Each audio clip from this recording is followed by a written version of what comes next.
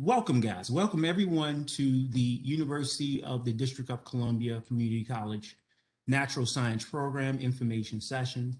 Thank you for joining us. As I mentioned before, Dr. Damon Downs.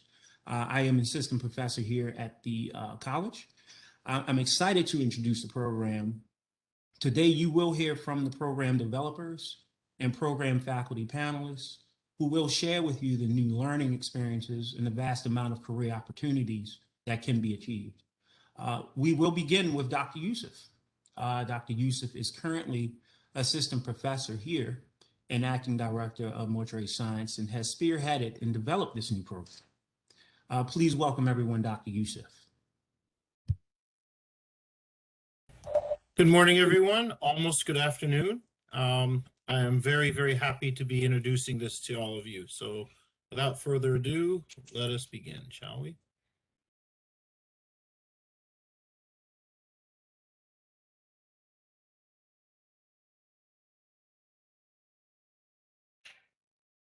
Okay, so the name of the degree that we are implementing in the fall of 2021 is the Associate Degree in Natural Sciences.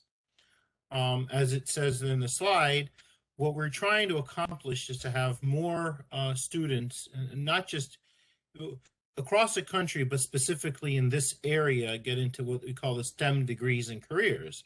And for those who are not familiar, STEM is science, technology, engineering, and math. It sounds intimidating and it sounds hard, but the careers and the rewards are very fulfilling. And we're trying to make it not so hard and not so unattainable.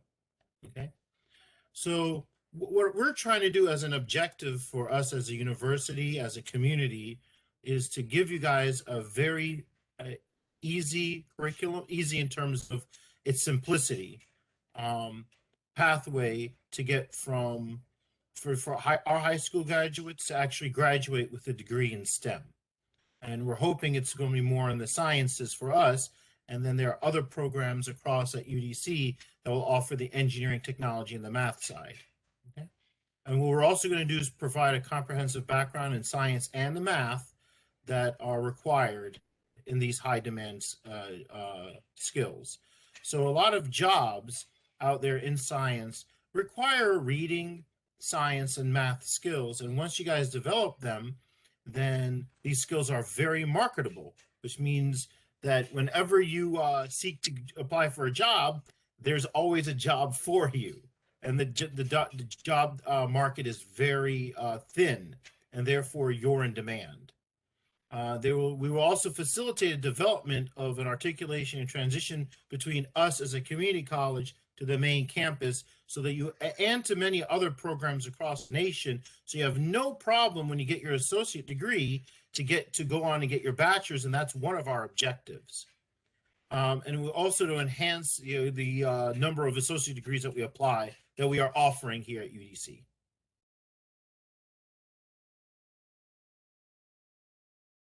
Okay, so the median salary with an associate's degree. Now, median means that it's if you put up all of the salaries across this area, the middle value will be about 61. And these salaries increase as you get a higher degree. So by the time you get your bachelor's, it goes higher. And notice at the PhD level, it's at 130,000. So does that mean you have to get a PhD? No. A lot of us have a bachelor's and are pretty happy with it, or a master's, and we make a lot of money with a bachelor's and a master's degree by itself.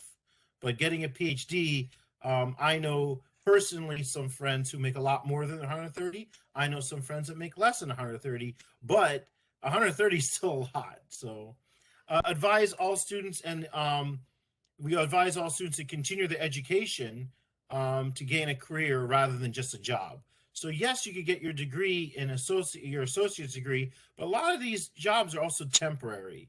And by the time you get your bachelor's and on, you get more permanent jobs and a more permanent salary structure. Okay. Notice the job market in DC alone is huge, 1,000, almost 1,200 jobs, and it's expected to increase to a little more than 1,200 by 2026. And the field is also moving rapidly. In other words, as people move out of DC with their technology and science degrees, these positions have to be filled as well. So there's a lot of movement in the DC area, and the job demand, therefore, is high. And as it says in the next one, the gap in race and ethnicity is pretty bad. 73% of the people who have a natural science occupations identify as white, and only 8% identify as African American or Black. That's a pretty significant gap, and therefore that's another objective, is to diversify the market. The importance of this is you bring in new ideas to the table. So rather than everyone having the same opinion, having the same idea, bringing a new idea to the table based on your background, where you grew up, is extremely important to industry. Again, the field of industry will be told by Dr. Carter, and that field is interesting in of its own. The gap with women is not as bad, but it's still pretty bad, and that's another field that we hope to close the gap in, especially in this area. Okay, the program administration, the chairs of the biology and chemistry departments, both here and at the main campus, will oversee this program. The Natural Sciences Committee will consist of our faculty here, and you will also have an advisor that's personal to the program. Not just you will have, in addition to your regular advisor, you'll also have an advisor from us as well to help you along your science pathway. Okay, and then by the time you go to the main campus, you will switch advising to one of them, and they will certainly help you out in your career path. Okay, and here's the curriculum for those who want to see. Notice a lot of these courses, some of you are familiar with in terms of seeing this in many other programs, in terms of the IGEDs, in terms of foundation writing and oral communication. Notice the science here. This is for those of you who are interested in the biology arm. So the Associates in Natural Sciences has two arms, if you will. In other words, you could choose a concentration either in biology or in chemistry. The jobs are different. The study is different. But the market is pretty in demand for both. So it's not as if we need more biologists or we need more chemists. We need more of both. So it depends on what you prefer and what your liking is. So if you start to take your first semester biology or chemistry and you find out, oh, this biology thing is really amazing, then that may be something that you're called towards. And if you're like, oh my gosh, this chemistry is also amazing, then that's something you're called towards as well. Now, if you're like me and you say, I love both, then you choose biochemistry. Okay. So for those of you choosing biology as an arm, for the associates in natural sciences, then notice you have the biology. Now, again, here's pre-calculus to start, but that does not mean that you have to take pre-calculus right away. That means that this is one of the things we need you to get first before you can move on. So for those of you that say, well, what if I just took the IGEDs first? That's great. If that's where you're placed and that's where you need to start, that's great. And then you would mature your math skills to get up to pre-calculus with trigonometry, okay? And our math department will certainly help you get those math skills, okay? And notice you'll get into biology too, and pre-calculus, and then more some chemistry. And then notice the fun begins really in your second year. You take invertebrate zoology, botany, general microbiology, and these are very, very interesting courses. And as you mature your studies, getting your bachelor's, the biology courses also become extremely interesting as well. So at the end of your 2 years, you get your 61 credits, and you get your degree in natural sciences. Okay. For those of you choosing a chemistry pathway, it's going to be a little different, a little less of a biology background and more of a chemistry background. So notice you start with general chemistry immediately, moving on, and you still take biology as a background because biology is a good background to have wherever you go. Notice the first year is basically a lot of the stuff that you've seen in the associate's degree for biology. But notice it changes a little bit in your second year. So instead of taking a lot of the biology courses, now you're taking some chemistry courses, organic chemistry 1 and 2, and then descriptive and organic chemistry later. Okay. And having personally taken organic chemistry, people hear a lot about its toughness, but what I like to say is it's less math and it's more visual. It's extremely three-dimensional oriented, and it's honestly one of my favorite subjects to both learn and teach. And as we get into later chemistries, for those of you taking it at the main campus, the later chemistries become a lot more fun. So some major changes to the current curriculum, including this math requirement. And we say that, notice, if you look at the chemistry, they start you at the main campus, they recommend that you take calculus 1 your first semester, and only 2.8% of all students will actually get into Calc 1.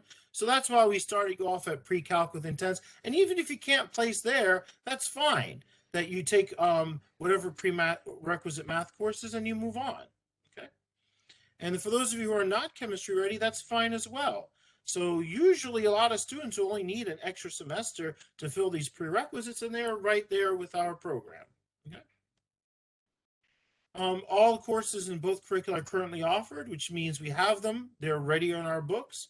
And so some closing remarks on this is that this is a very seamless pathway, which means it's not as if we're going to get this degree and then you go to another college and they say, oh, we need you to take these other courses. You're going to start right away in their junior year. They're going to start right away taking upper level biology and chemistry courses. And both faculty here and at the main campus have assured that this would happen, that you would seamlessly transition with no problem. And we've also benchmarked this against many other universities who have very good credentials as well. So it's not as if we're working on an island here, okay?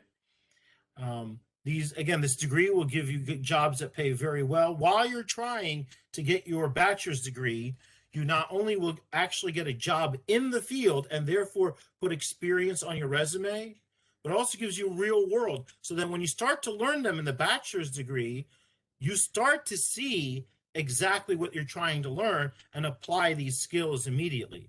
So it's not as if you're working retail here. You're going to be working in the field and putting it on your resume. So by the time you graduate, not only do you have a bachelor's degree on your resume, you also worked in many different fields if you want to, while you're making money at the same time. And that makes you extremely marketable. Okay? So with that said, we're going to leave the question and answer session later. Okay? Thank you for your time, everyone. Thank you so much, Dr. Yusuf. Thank you.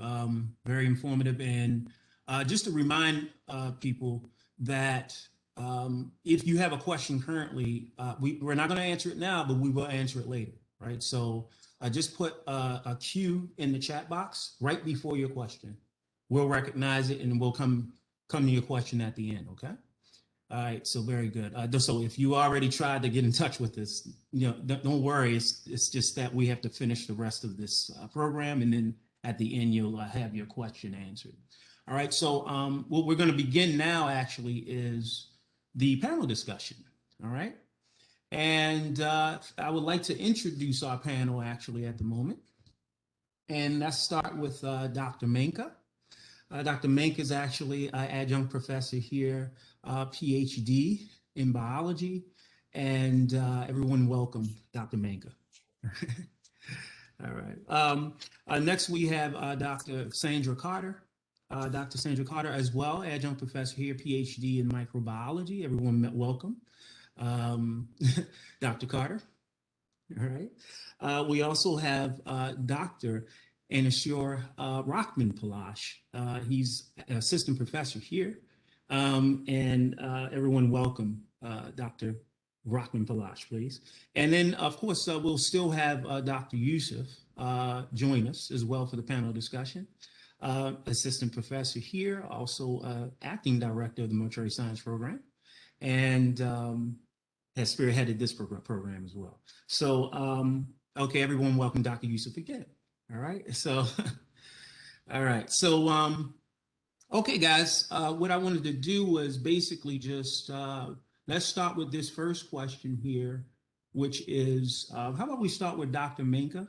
Dr. Menka, if you could tell me about your personal experience or an experience of a colleague with studying the natural sciences, and how it shaped the work that you or your colleague is doing today.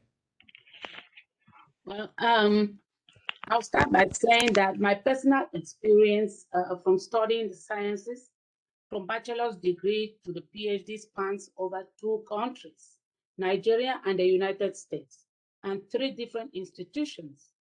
So I completed my bachelor's in zoology in Nigeria. At the BS level, one is doing what needs to be done to get the degree. My master's degree was at Temple University in Philadelphia. The level of seriousness, particularly laboratory, begins to peak. So I worked not just in the departmental laboratory, but at the Cancer and Neurology Research Center of the department. It was intense. I worked in a project under an investigator, and I think it prepared me for independent research at the PhD level. So I did my PhD level at Howard University, and at this stage, things are different. When they say independent research, it is real. I worked on an aspect of parasitology. I spent long periods of time in the laboratory, either infecting cells and treating them, or infecting mice and treating them, while collecting samples at every stage and testing them and analyzing and validating the data to make sense of it.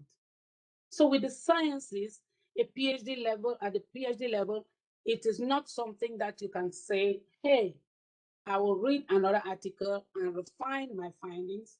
No, but you just have to refine your findings through more laboratory work, which means that you have to spend more time in the laboratory to improve on the data or to actually discover new findings. So that is really my personal experience. And at each one of these levels, you can actually market those skills, as Dr. Yusuf clearly made. He clearly said that, and it is true. Thank you so much, Dr. Mick. I see there's a really heavy portion and focus in the laboratory part. Why? Because you have to just basically get ready and hone in skills so that when you start your job, you'll be able to utilize them. So it's that heavy emphasis in laboratory skill building, and this is what this particular program will avail students.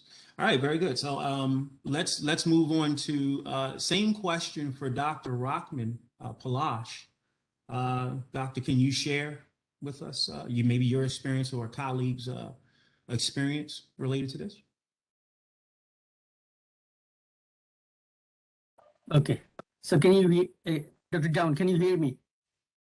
I sure can. Okay. Very good. Okay. So, actually what we are doing here, the purpose that, what is the goal that students should, understand that and that is the same question for everyone's mind, that if I take this degree, where I would be able to, land it, or what is the goal after 1 year or 2 years. Okay. So I just want to share some, it is not like that I heard it or, that someone told me. So all of you would be able to, the students, who were, participating, you will be able to understand how demanding, or if you can do that part, the future is so good, the job is waiting for you, So I want to tell the story of my niece. He's just at your level. So what he started to do, after completing the high school, she started to work on, like all of, we do, or you do. She started in Giant. Then she started to work in the Walmart a couple of days. Then changing one, this job one after another. But then she decided that, no, I cannot do like this because I have a higher goal. I have to reach somewhere else. So what she started to do, taking some credit courses in community colleges. But the problem, what she found that it is very difficult to first year she got the full scholarship because her result was really good. But when she started to do the work, it hampered. So and then I asked her, why you were changing the job, like, after 3 months, if I ask, what are you doing right now? She's, I'm working, I'm working in another, the giant. Then next 3 months, what are you doing right now? And then she told me that I work as a, the guard in the, the swimming pool and the gym, there is some lifeguard. But what she did it for just to, she compromised on her job, but she didn't want to compromise on the degree, she wants. So this is the, she, from the second year, she paid her tuition, she worked full time. And then, finally after I think like 3 or 4 years, she completed all those, the credit points. Now she started to work as an, because let me tell her goal. She want to be an, a PA, physician assistant, which is salary is, 100,000 or a little more, depend on the competency of the the PA. But look over her, her, transition. She started with, like giant, and now what she's doing, this is really amazing. This is the true story of my niece. Then after completing this, the credit points in the community college, she started, now she's, she was looking, to some opportunity where her tuition could be paid. So she joined into the, the fire department. So it is kind of voluntary. They won't pay anything. But what is important, they will pay the tuition, whatever courses you go. So she worked there. And at the same time, can you imagine that she joined in a bio, the technology lab, she working at night, those, the biotech company that produce the vaccine and those, kind of things. So she's in the daytime, she's, 20 hours she's providing to the fire department. They are paying her, the tuition for this degree. And at the same time, she's earning, around 40K. So can you imagine that? So, and I cannot, emphasize how many opportunities and pathway you have in front of you, if you take these, the science courses. I think, that is the, from my, the real experience of someone from close to my family, the story I told. I think that's great. I think it points out the aspect of persevering, and also that aspect of things maybe some students don't know along the way, where you said that she would get assistance from her job to continue. So that's things that sometimes we don't know it's available, but it's out there to help you continue through, right? So very good. Thank you so much, Dr. Rahman Palash. Actually, I'd like to bring our presenter in again, and that's Dr. Nasim Yusuf. How about you, Dr. Yusuf? Any experience, your own or colleagues, related to this? I think you're muted there. I had more of a traditional entry into science, but more towards one of my favorite stories about struggles in science was of a friend of mine in college that I met in an English course. And I got to know her in college, and I met her a couple of years after college, and it was shocking to see her transformation. But she struggled in college to start, and she didn't really know what degree she wanted. She took a bunch of courses, and she asked me why I went into science, and I told her at that time what a lot of my advisors told me in high school, because I had, coming out, I had opportunities waiting for me, but she didn't have as many, and she was struggling with what she wanted to do. And she said, "Do you really like science that much?" And I said, "Well, I don't know. I'm taking it for the first time." So she didn't think that she could do science, and I said, "Well, why not?" And she said, "Well, I didn't do well in science in high school."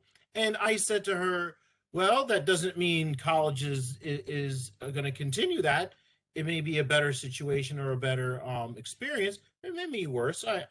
But you have to take science to get a degree in college." So I told her, take a look at science.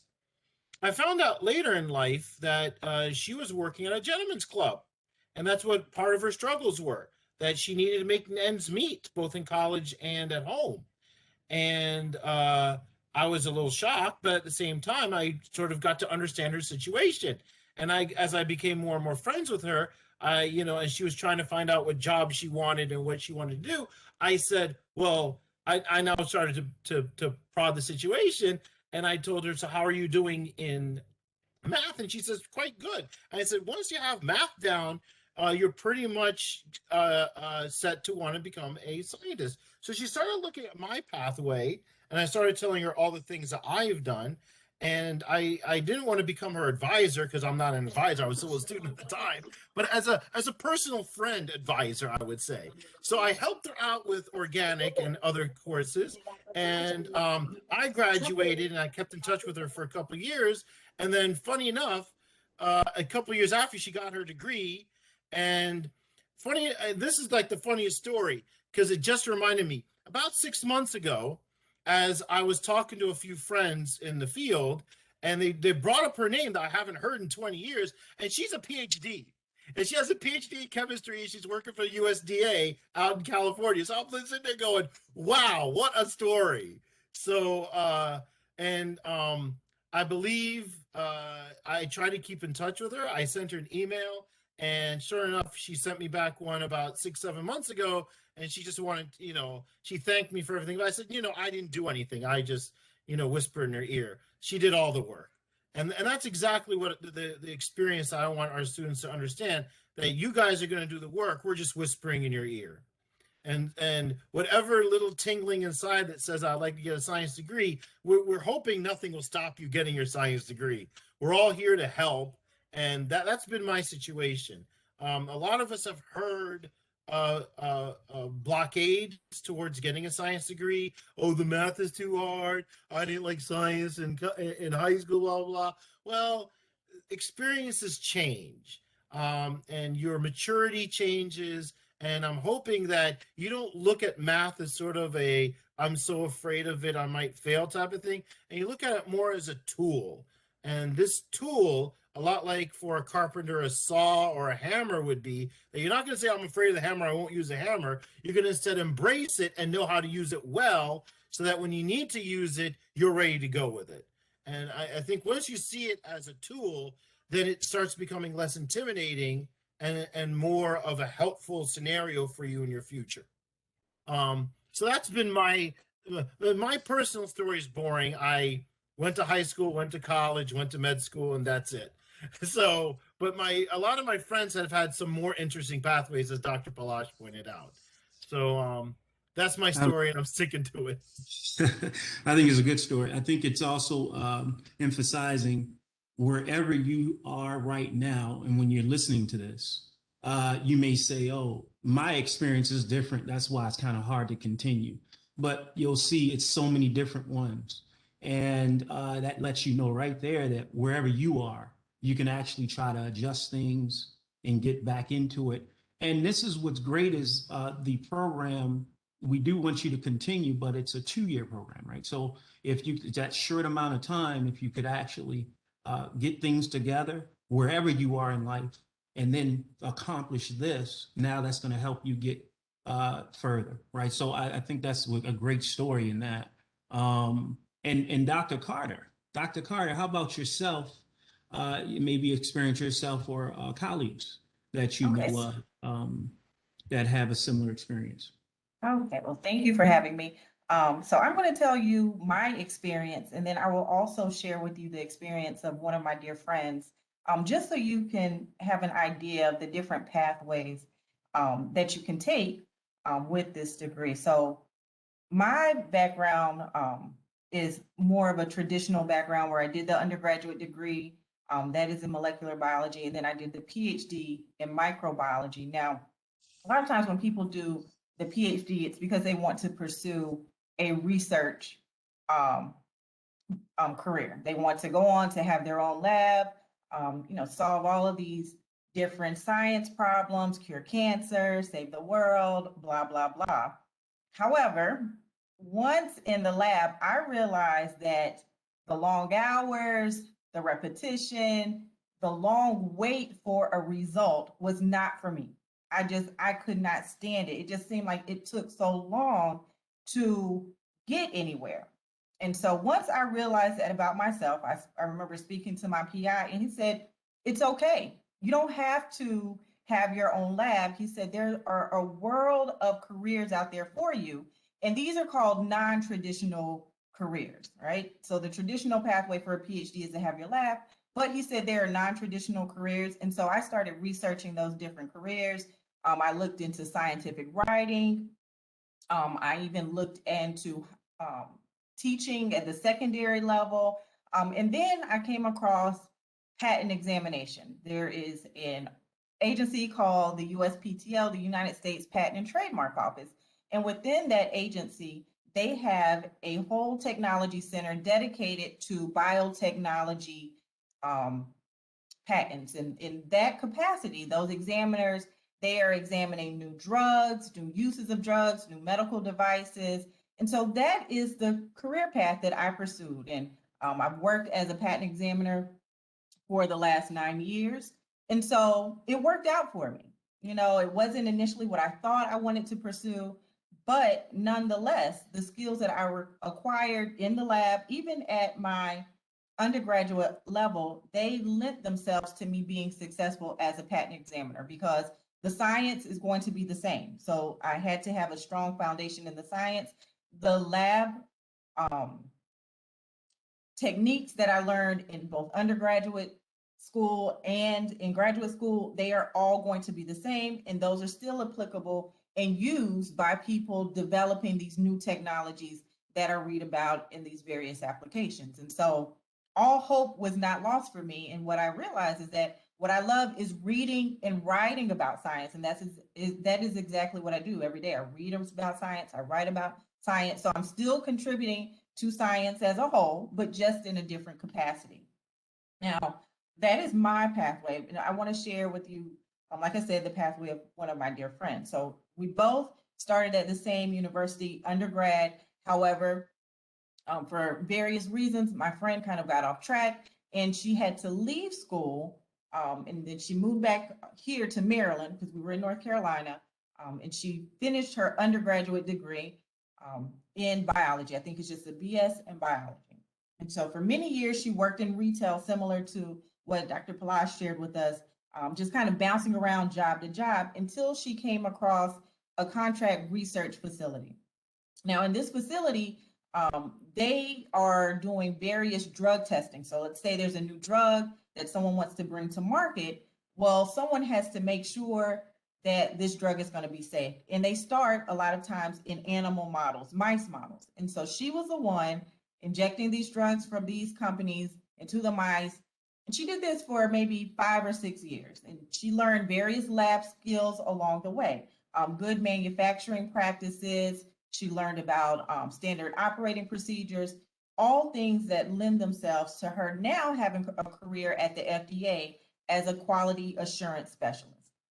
And so I tell my story and her story to let you know that the great thing about biology, even an associate's degree in biology, is that you can do almost anything. You can go to medical school, dental school, you can become a PA, a physical therapist. The sky really is the limit. You get to choose your own path.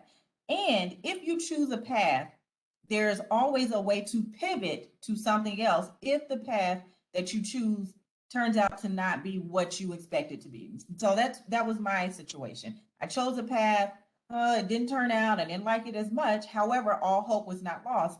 And I was able to move to something else that I really enjoyed. I didn't lose any skills. I really didn't have to acquire anything new. It was just someone introducing a new area to me, telling me about the opportunities that are out there. And so, like I said, cannot stress to you enough that getting an associate's degree in the sciences, as well as the bachelor's degree in the sciences, is going to open up a world of career opportunities for you.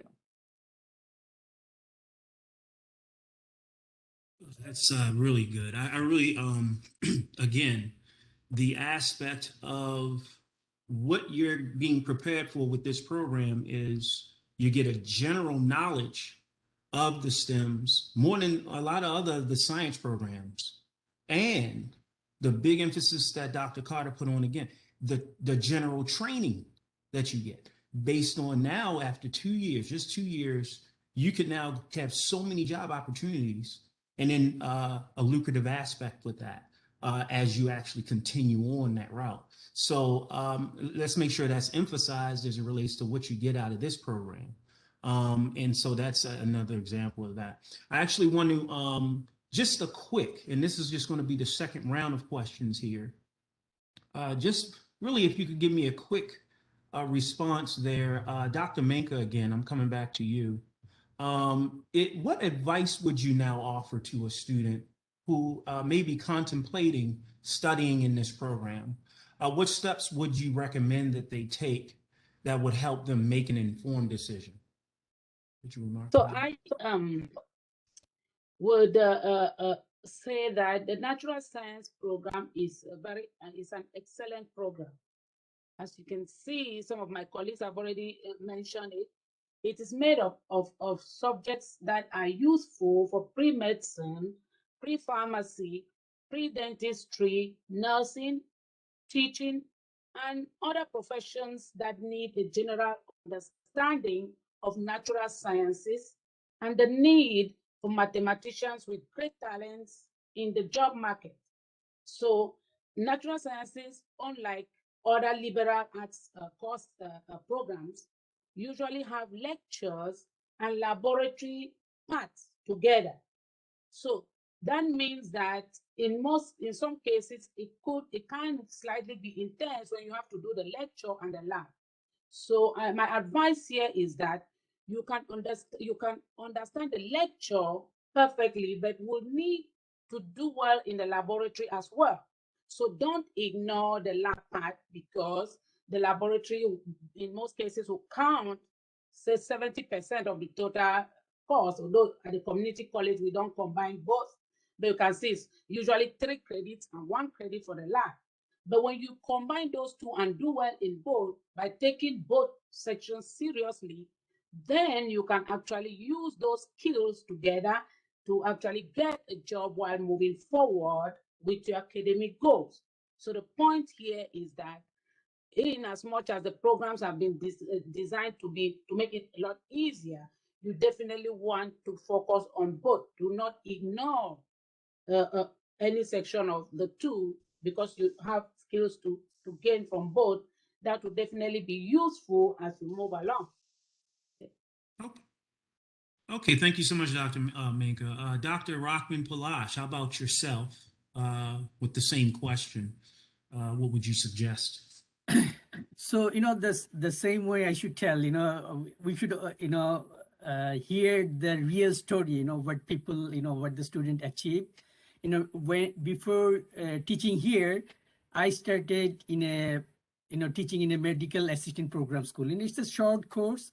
So like, whenever they're done, they're able to work in any doctor's hospital, doctor's chambers, in hospital, like, Holy Cross, whatever the big hospitals are there. So just to let you, this is very starting point, it is not like what you were doing in the credit points, this is small, the program. So after finishing that one, just to tell you that how demanding, or the job opportunity, because at the end of the course we had to send, because we had the connection with the different hospitals like Holy Cross, Innova, all the big institution and doctor's office. So we had to send them for the internship, training. So can you imagine that whenever we send those students for internship training, 86% of them got jobs straight away. So they finished their, the training, they got the job. So just to give you an example, how demanding, and what Dr. Menka told, that whenever you look over the ASNS degree, how many, the opportunities open for you. If you want, you can go to the chemistry, if you want, you can work in a, the biotechnology, or, the technology firm, or the company, firm, who are developing the vaccines. So you can work, if you want, you can even go to the teaching lines, with a lot of schools are there. So many pathways are open for, for you.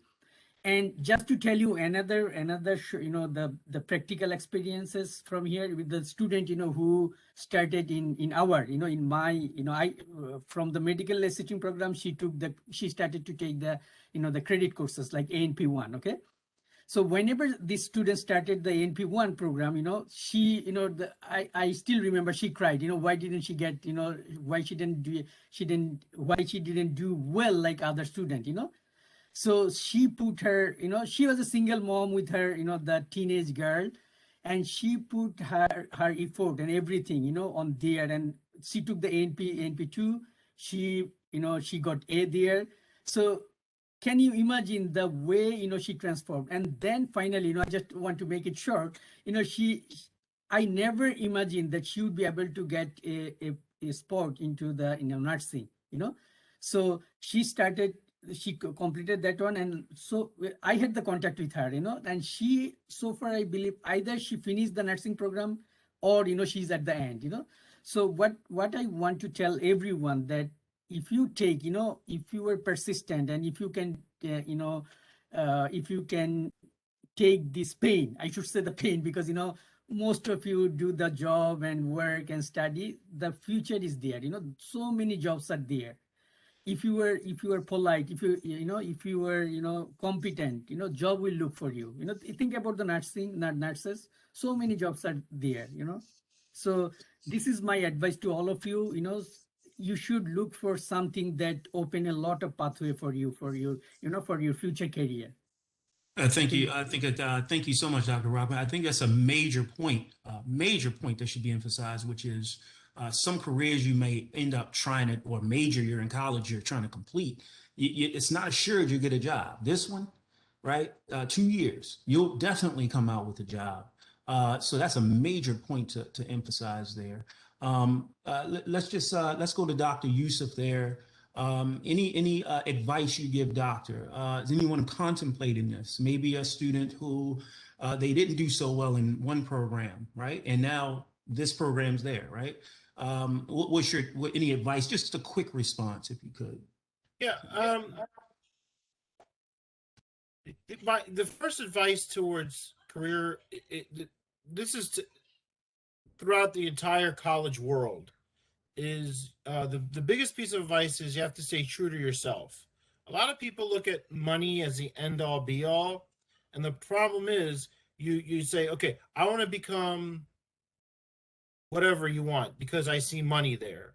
And what ends up happening is along the way, there's all these trials and tribulations. And some people actually get to the end and find out, yeah, the money's there, but I don't like what I'm doing. And that's not the way to go. And some people don't get there because of all these other courses they have to take that they're really not interested in. So that means that you're going to a field you're not interested in just for the money. And somebody like, well, the field that I'm interested in doesn't pay well. Well, the people that are extremely interested in that field and see the intricacies of that field will make their money later. And so money is important. Don't get me wrong. I'm not saying money is not important, but you can't make the ultimate goal money. Money is there. But if you're going to get a degree because just of money, we're going to have a problem and you're going to have a problem. So the first thing you need to find out are what your strengths and weaknesses are, what you like and don't like are. And the advice we're offering to you is a lot of you are saying, I don't like math and science, and I think you're saying it for the wrong reason. And once you see it for the better reason, you could say, I don't like science and math, and your reasoning may be better later. Like, I'm just not interested in it. That's great. But if your reasoning is, well, I failed it in high school, that may be because of other factors. Okay. And sometimes it could be instructor. Sometimes it could be the school that you were in. Sometimes it could be that you were just younger and now you're more mature. So, I would say that for the first step in college is find out what you want to do based on what your strengths and weaknesses are, and keep a very open mind. A lot of my friends, and that includes me, who says, I want to do this. It took a lot of advisors to say, have you considered this? Have you considered that? Have you considered this? And college, it doesn't matter what age you are in. College is an open book, and you get to write in it. And once you start saying, once you start closing the book and saying, I want money instead, that's when the book starts becoming hard to read. And Very so, good. and Dr. Carter said something that resonated to me. I have a lot of friends that work in the patent office, and they couldn't have imagined work in the patent office, and they love it. They absolutely love it. There are a lot of jobs out there. You just need to be passionate about what you want to do. And I'm saying this because I see a lot of people say, I want to do nursing, I want to do nursing, because there's a lot of nurses out there and they're in demand and they make a lot of money. But it's some of you that say, well, I want to do this and that for nursing. Great. I think some of you are just looking at money and you're doing it for the wrong reason. Some of you, there's a little bit of science in you that you're ignoring, you know? So pay attention to that little science person inside of you, you know? Definitely. I really think people listen. I saw a poll recently and it pointed out that 52% of the US population want to switch their job. So that's exactly what Dr. You hear you go into something and you went in for the wrong reason. And now where are you? You seem like you're trapped, right? So, and then it's a huge percentage also that end up just going and taking that leap and then switch their careers. And this could be one of them, right? So it's out there, the money's out there, as he says, but what's very important is that you do something that you love, right? So very good. Dr. Carter, could you actually, you want to give some advice as it relates to anyone contemplating the program? Sure. Okay. So I am going to say, first and foremost, as we keep reiterating in this panel discussion, research all of the options that are out there for you. So sometimes I think when you hear, okay, a degree in the sciences, maybe you just don't know what you can do with it. And so there, as you should have been able to glean from our conversation, there's a world of options out there for you. I'm just going to share real quickly with you a PowerPoint slide that I put together specifically for this panel, just to show you in just one sitting what I was able to find as far as the outlook for degrees, I mean, not degrees, but jobs solely with individuals with an associate's degree. You can be a laboratory technician, and that's just going to be traditionally working in the lab. But then something you may not know about is biopharmaceutical manufacturing. So these are the people who are making the drugs. For instance, there's a facility right in Baltimore that was making the COVID vaccine. There's histology, there's biopharmaceutical cells, which is a very lucrative area if you get into it. My friend, she's in quality control. And then there are chemists and pharmaceutical compounders. So once again, the people who are making the drugs. And all of these positions that I have listed are things that I found on Indeed. So these are current availabilities, and these are the salaries that are going to go with those. And this is for someone having a 2-year degree. And so there are jobs out there for you. And so the second thing I would like to say is that once you kind of identify what you want to do, the particular position or career path you want to take, I strongly encourage each of you to start networking as early as possible. Find people who have those jobs. You can turn to LinkedIn for that. LinkedIn has a whole host of individuals who are available to you. And it's just a matter of setting up your LinkedIn and then reaching out to those people to say, hey, I'm interested in maybe biopharmaceutical manufacturing. Could you tell me more about this particular job as a career path? And people are going to be willing to talk to you because, as has been mentioned already, there is a demand for your skill set. And so I can't encourage you enough to do well in your studies, because you do have to know the science, you do have to know the lab techniques, but then start thinking and make a plan to get to where you want to go. And then lean on your the faculty who want to help you. We all want to see you do well. And so lean on us to help you get to where you want to go. You don't have to go at this degree alone. And we are all here to see you get to your end goal. And so that's what I want to leave you with, that you don't have to do this alone, and lean on the people who are here to help you get to that end goal that you have in mind. Okay, thank you guys so much. Very interesting points brought up in this discussion.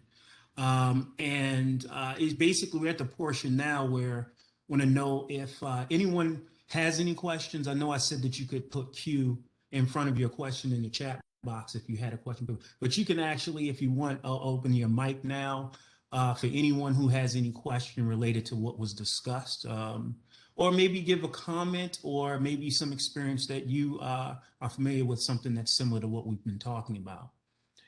So it's open now. The floor is open to questions if anyone has any questions for our panel. Okay, Jamaica Garrett? Jamaica Garrett? Yes. Hi, how are you? Great. How's It's good. everyone? I just have a brief question. I'm not sure if this was discussed because I was in and out.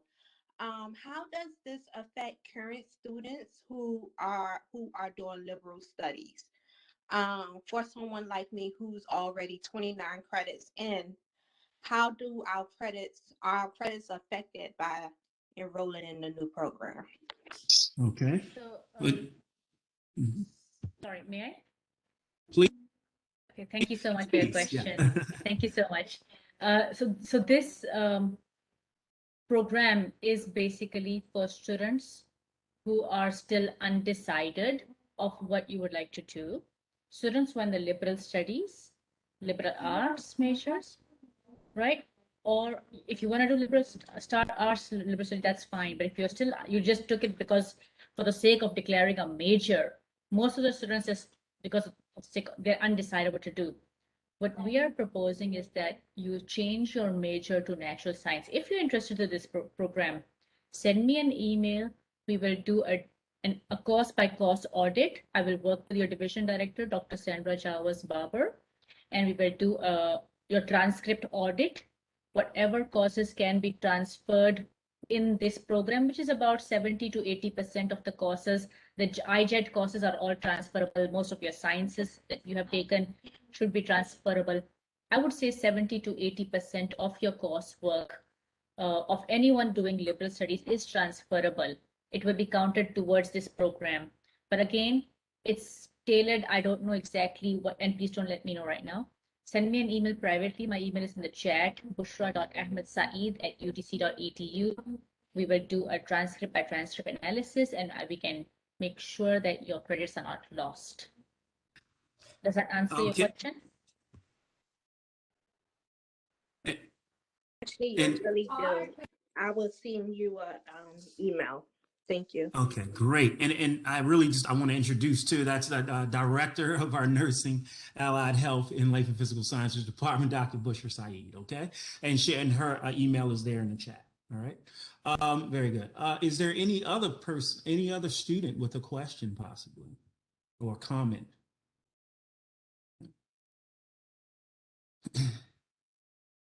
I just wanted to also, while we're waiting on if anyone has another question, Dr. Carter, can you pull that up again, your actual your slide again? Because what's interesting is, just to ask Dr. Youssef as well, out of the actual careers that she shows, like once you're finished this actual 2-year program, what additional maybe careers do you have, Dr. Youssef, that you'll once you finish, you can actually go there, maybe even up to Wisconsin Avenue, and get that job there in Bethesda?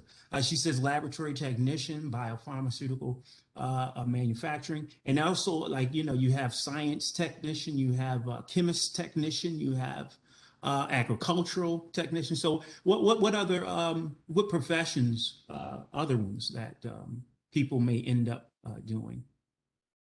Well, at the associate's level, a lot of them are going to be the assistant, like you're going to assist the person going in, and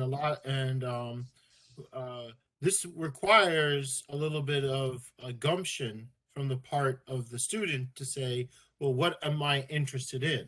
So understand that as you mature in your understanding of biology and chemistry, is that biology is not like a closed field, that in fact, very few people just get a biology degree. In fact, you're going to see yourself seeing that there are many fields within biology, and the same is said for chemistry. So for instance, Dr. Carter says that her field within biology is microbiology, and it happens to be my field as well. I got a degree in microbiology. In chemistry, my degree is more biochemistry.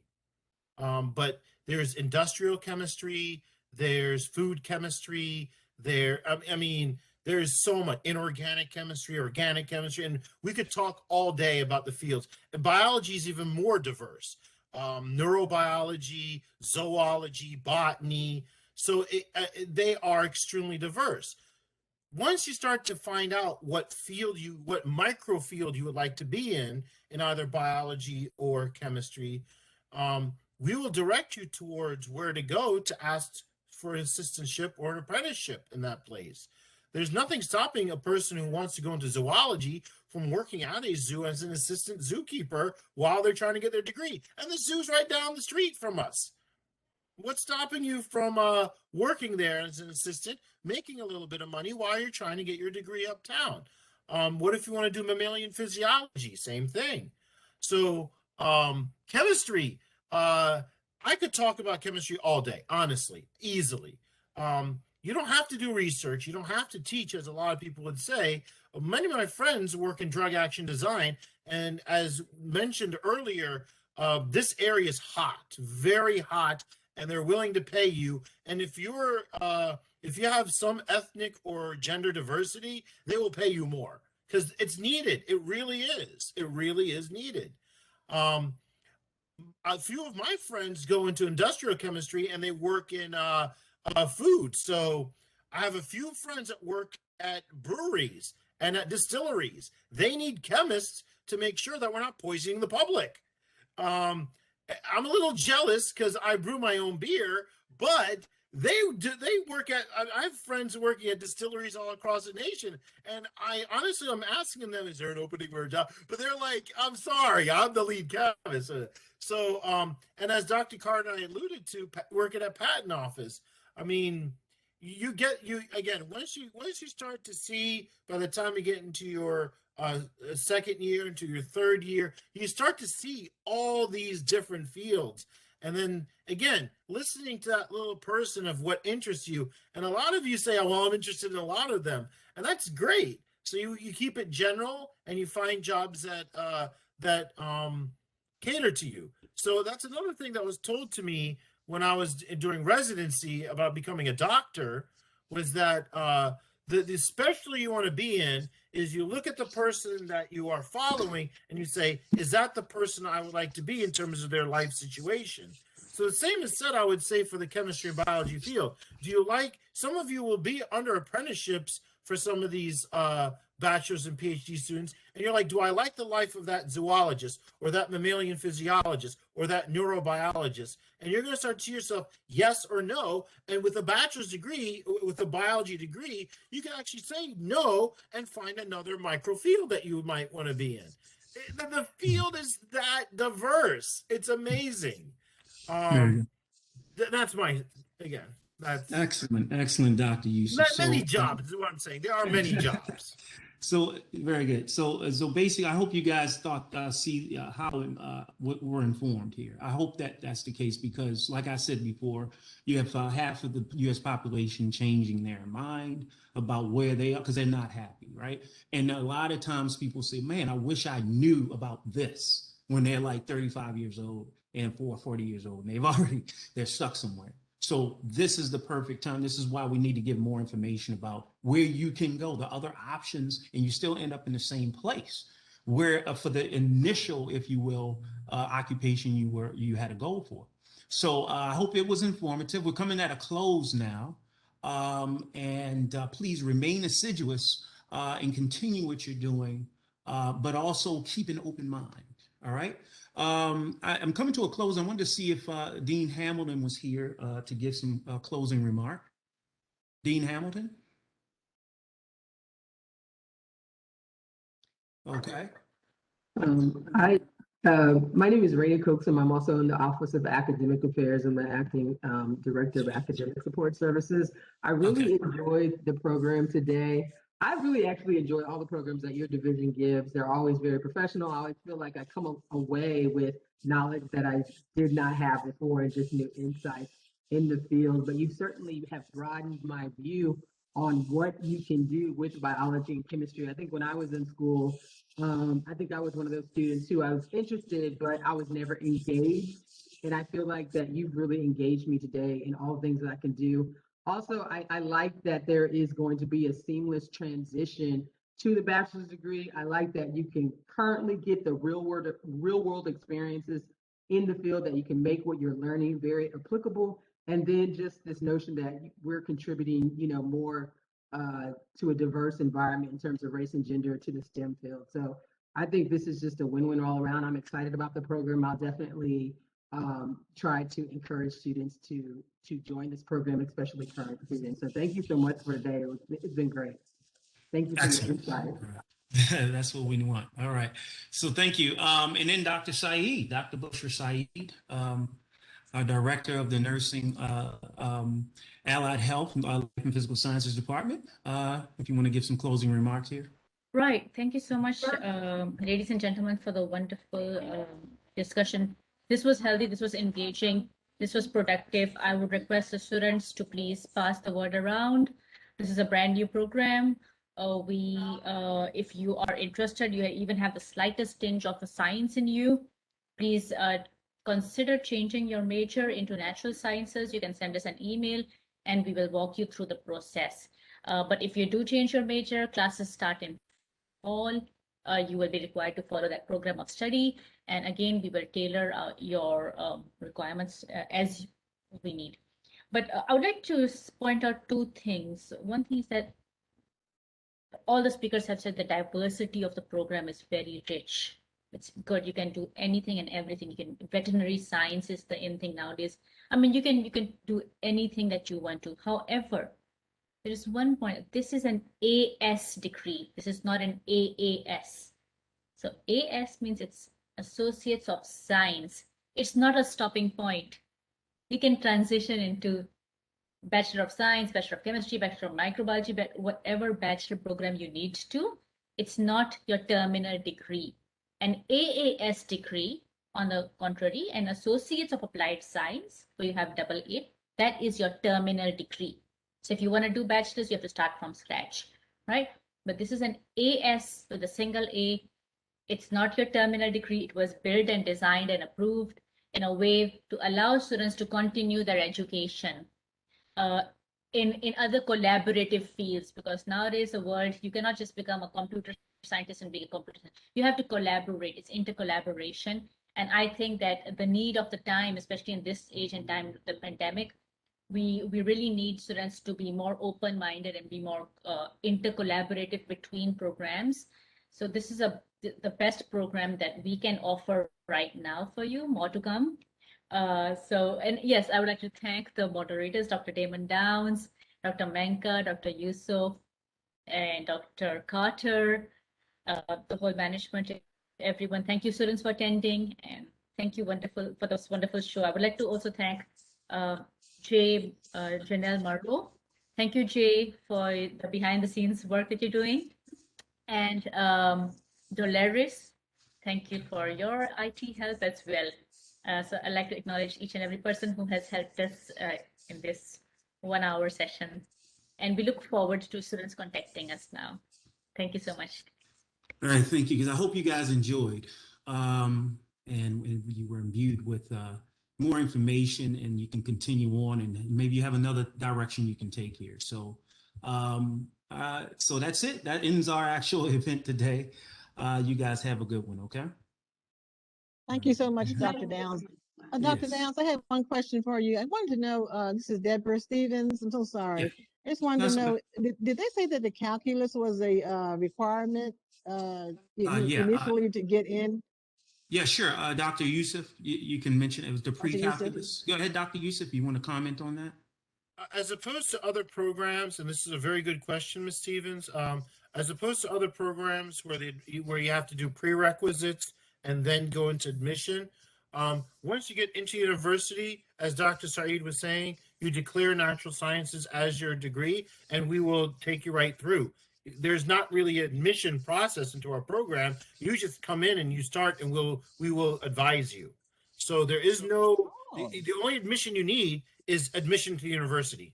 It's a great opportunity. Thank you so much. Absolutely. I'll pass So it on too. In other words, if you're not calculus ready, fine. You'll get to calculus ready, and we will help you throughout the process of telling you exactly what course you need to take to get there. And that includes English, includes any. So there's not really a program admission. You just need to declare us as a major, this program as a major, and you're ready to go. Right. Well, it sounds good.